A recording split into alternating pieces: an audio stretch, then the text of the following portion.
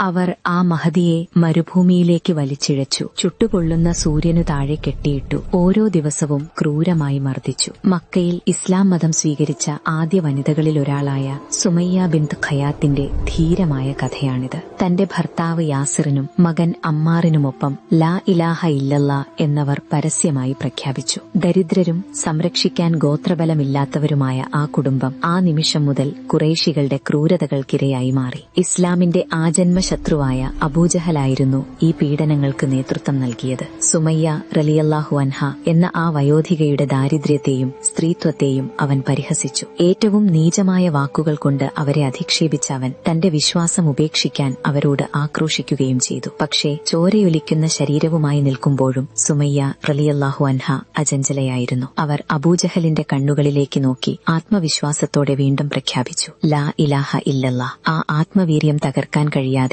തോറ്റുപോയ അബൂജഹൽ പ്രകോപിതനായി തന്റെ കയ്യിലുണ്ടായിരുന്ന കുന്തം കൊണ്ട് ആ വയോധികയെ കുത്തിവീഴ്ത്തി. മക്കയിലെ ചുട്ടുപഴുത്ത മണലിൽ സുമയ്യ റളിയല്ലാഹു അൻഹ രക്തസാക്ഷിയായി വീണു. ഇസ്ലാമിനുവേണ്ടി ജീവൻ നൽകിയ ആദ്യത്തെ വ്യക്തി. തൊട്ടുപിന്നാലെ ഭർത്താവ് യാസിറും റളിയല്ലാഹു അൻഹ കൊല്ലപ്പെട്ടു. ഭൗതികമായ ശക്തിയേക്കാൾ വലുതാണ് ആത്മീയമായ കരുത്തെന്ന് ലോകത്തിന് കാണിച്ചുകൊടുത്ത കുടുംബമാണത്. നൂറ്റാണ്ടുകൾ കഴിഞ്ഞിട്ടും ഇന്നും സുമയ്യ റളിയല്ലാഹു അൻഹ എന്ന പേര് ഓരോ മുസ്ലിമിന്റെയും ഹൃദയത്തിൽ ഒരാവേശമായി നിലനിൽക്കുന്നു.